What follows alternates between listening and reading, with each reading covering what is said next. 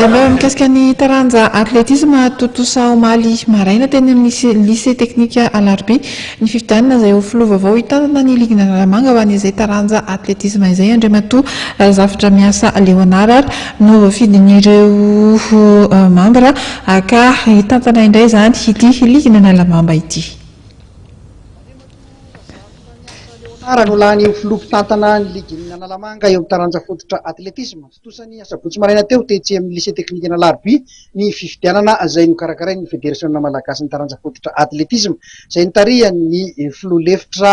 Rapenala Toussaint sy ny teknisian'ny fédération Mahatana Jean Delacroix. Candidat tokana ihany no nilatsaka ka seksiona telo no nantatsabato tamin'ity fifidianana ity lany 100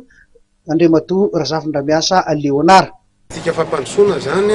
efa voafaritra hatramin'ny fahalalena tamin'ny voalohany moa fa ity moa zany ohatrany hoe fahalahina fahanoloana vera zay nga le azo ilazana anazy zany ary zay efa araka ny teniko anareo teo efa nanao championnat mihitsy zay fa no redisa reny dia rezetena moa le résultat tamin'izay fotoana zay ka le politika ny zava-dehibe tena hitako hoe aingana sy aneto zany zao dia miresaka financement moa tena hitako hoe latsaka be zany zao ny amin'ny ligue zany tsy ahafahanay manampy ireo section reny fa ny section tena be dehibe mihitsy le activité faharoa manarakaraka an'izay le politique de relève zany mila mivelatra be mihitsy zay manao an'le asa zany fa tsy amin'ireo section anankitelo reo tena mihitatra hoe ivelan'ireo hoe ambohitra atrimo dia avaradrano zany avaradrano ary nge mbola toerana roa fotsiny mbola tratra Ambomangakely sy Sabotsynamena mbola voatombo talizy am'izao ka zay zany mila mihitatra trany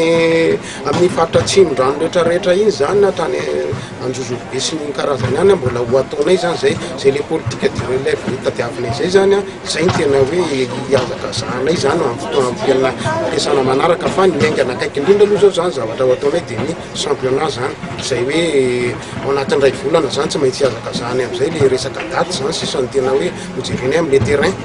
satria nanaovanay farany teo zao tsy nahazo zay tato dia tany akatso nanaovana an'le izy efa ezaka ihany aloha zany hoe atao aty satria le akizy efa zatra an'le piste tartan zany. Mialohan'ny faninana nasionaly dia nampanantena ny filohan'ny ligy vaovao sy ny ekipany fa tsy maintsy hofitaina ny fiadiana ny tompon-daka ny ligina Analamanga amoahana ireo atleta isolitena ny Analamanga amin'ny fiadiana ny tompon-daka ny Madagasikara izay ho tanterahana afaka herinandro vitsivitsy.